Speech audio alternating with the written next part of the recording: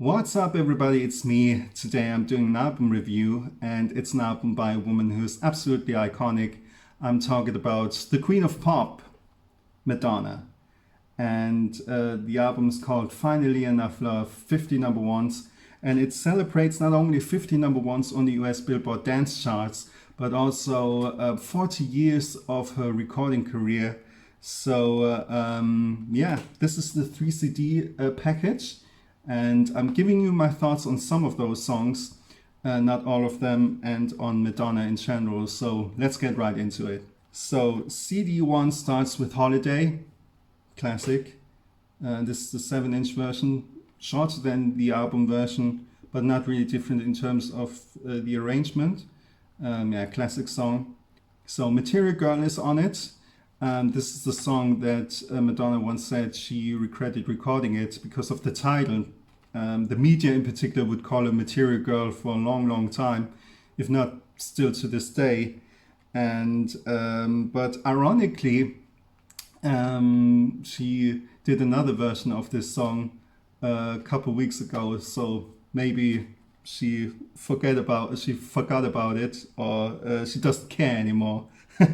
So because what can you do once you put out a song like that? Then it's just the way it is, right? So, and then Into the Groove, You Can Dance remix, one of the best dance songs of the 80s in my opinion. That bass line is fucking great, actually. So yeah, Into the Groove, great chorus, great production. So everybody's on it. You Can Dance remix. This was her first single. It came out in October '82. So yeah, long time ago. Then Like a Prayer, iconic song. One of the best songs of the 80s in my opinion. This is the 7-inch remix.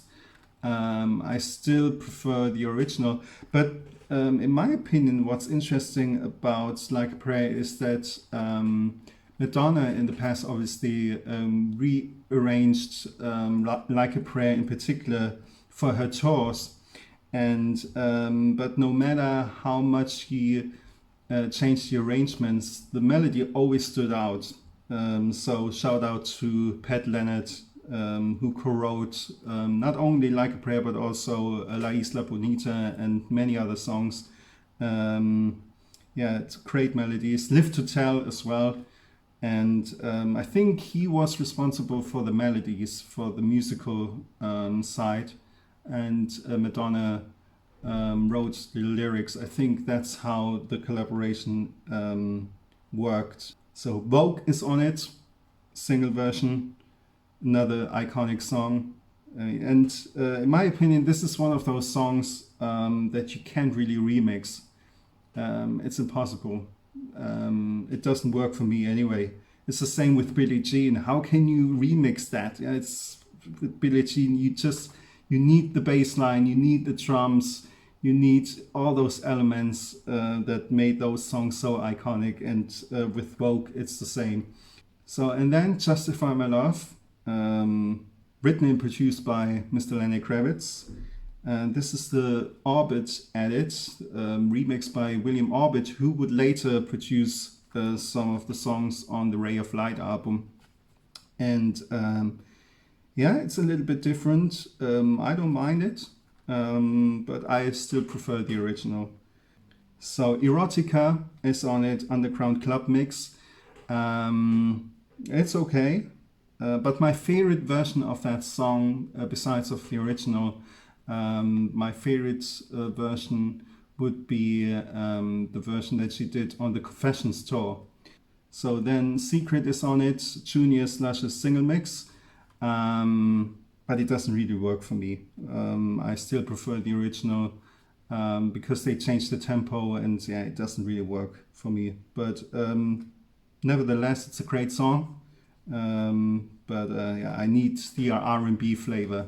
So then CD2 starts with Bedtime Story and Junior single mix. Also like the original more.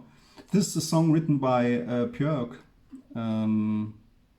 Yeah, it's the original has yeah, special a unique vibe to it. And also the video is still one of the most expensive music videos ever, and which is quite interesting to me because it was the third or fourth single or something like that.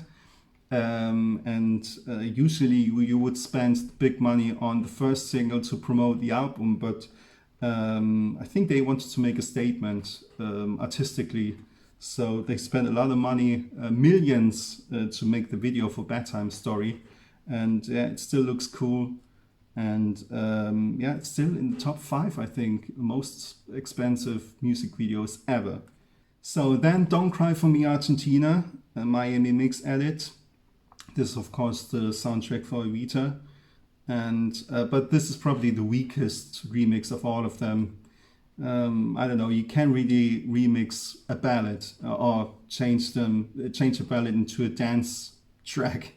So so coming back to Michael Jackson, I also heard You're Not Alone as a dance remix, and it doesn't work either.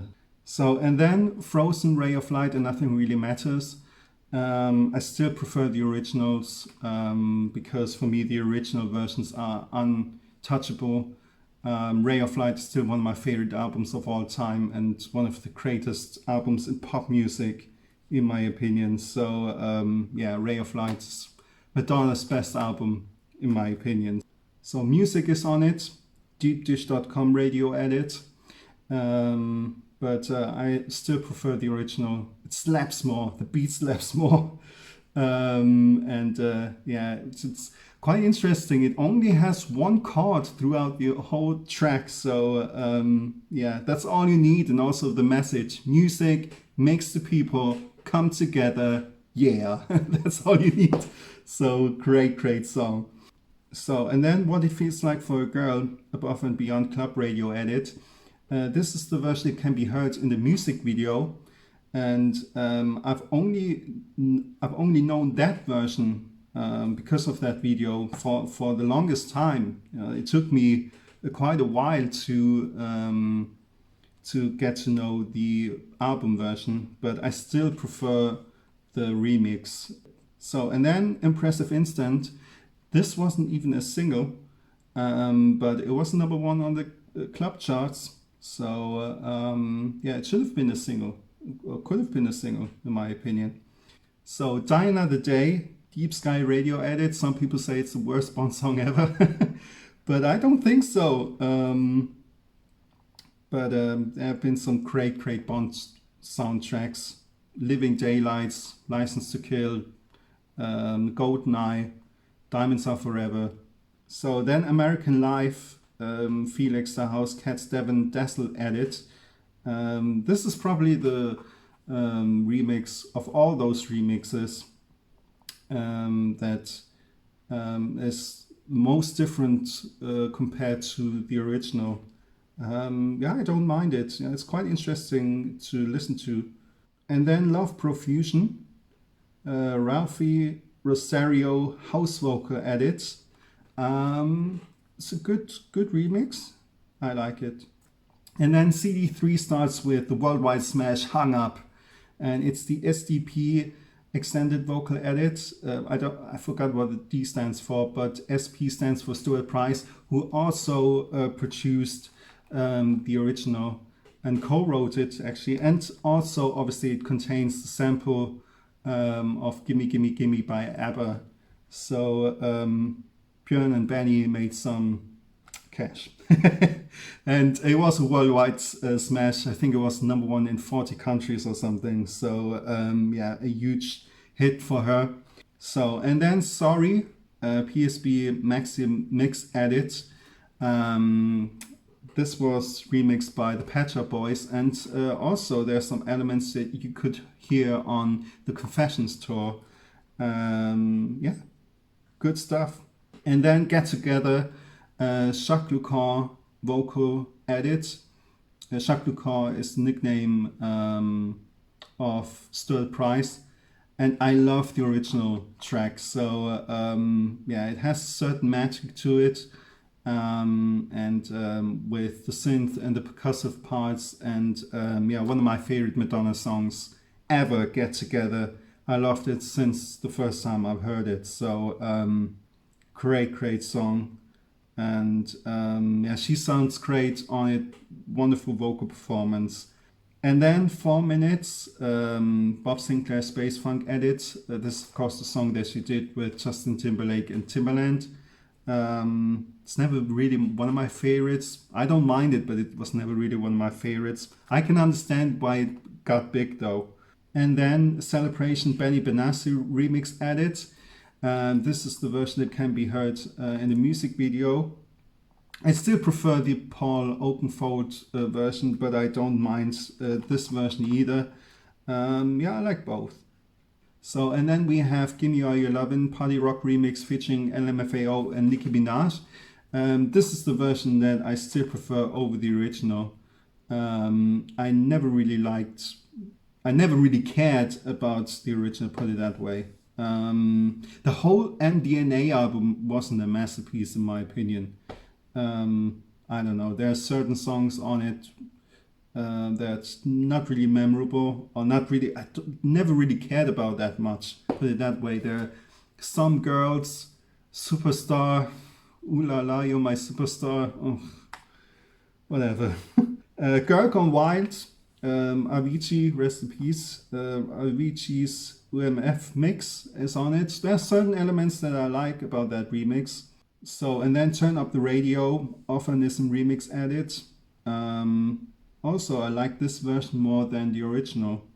So, like I said, the whole MDNA album, yeah, I don't know. It's not really my cup of tea. The only songs that I really love are the ballads, ironically. On the Dance Heavy album, Masterpiece and Falling Free, those were the best songs. And also Beautiful Killer, which was on the deluxe edition. But other than that, yeah, I don't know, not really my favorite album. So, and then Living for Love, another Orphanism mix. And this is the version that she did on the Rebel Heart tour. And I've actually seen Madonna live in concert on the Rebel Heart tour. And it was fantastic, even though she started very late. I think 10:50 or something. So yeah, very late. And but it was fantastic. This was one of the rare moments where I was really starstruck because she came down from the ceiling in a big cage, and she didn't even sing a note. And I was like, oh, this is Madonna. So yeah, she has the charisma and an aura that explains everything. And then Ghosttown should have been a big hit, in my opinion. Ghosttown should have been a big hit. This is the Dirty Pop intro remix. Again, just like with Don't Cry For Me Argentina. Yeah, you can't really remix ballads. And then Bitter Madonna. Oh, that song is awful. Awful. I never liked that song.